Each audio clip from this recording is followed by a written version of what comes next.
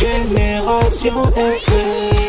Generation FM. Nous venons d'être pas informés. Sous nos yeux, le maire de la commune de Bignona vient d'être arrêté par la gendarmerie sans donner de raison et que cette gendarmerie interdise à ce que les gens le voient.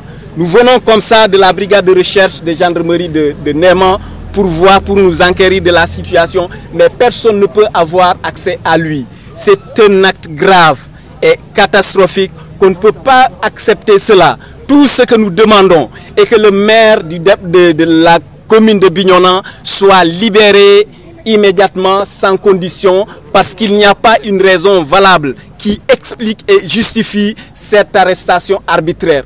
Tout ce qu'on peut retenir dans cela, de cette arbitration arbitraire, c'est l'intimidation de ce régime-là qui veut museler la bouche d'honnêtes citoyens dans un pays dit démocratique. Ce qui ne passera pas. Raison pour laquelle aujourd'hui nous tenons à témoin l'opinion nationale et internationale sur ce qui est en train de se passer ici à Ziguinchor avec ces arrestations arbitraires. Aujourd'hui, le régime en place qui est Macky Sall, que nous qualifions de dictature, et c'est le comble aujourd'hui, l'audience qui devrait être une audience publique est aujourd'hui fermée à tout le monde.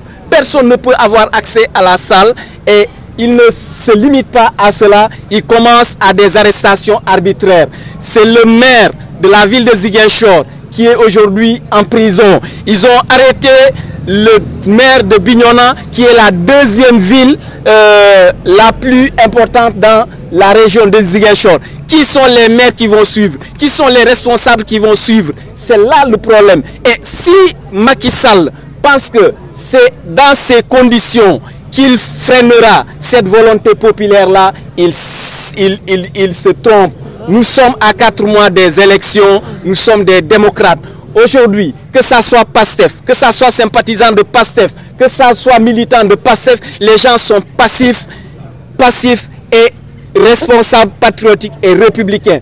Aucun parmi ces gens que vous voyez aujourd'hui n'a causé une violence ici. Les gens sont venus de façon libre et démocratique prendre part à cette audience, mais voici que dans leur stratégie d'utiliser les moyens de l'État, d'utiliser les forces de défense et de sécurité de l'État pour en faire un moyen politique de répression des hommes politiques que nous sommes.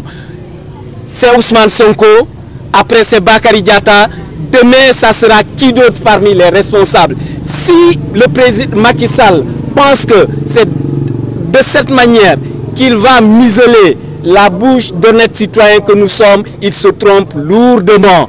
Il se trompe lourdement. Nous sommes à 4 mois des élections. Nous sommes prêts avec nos cartes de façon démocratique à élire le président Ousmane Sonko dès le soir du 25 février, Inch'Allah. C'est cette candidature-là qu'ils sont en train de tout faire par tous les moyens pour l'empêcher. Mais c'est peine perdue, on n'arrête pas la mer avec ses bras.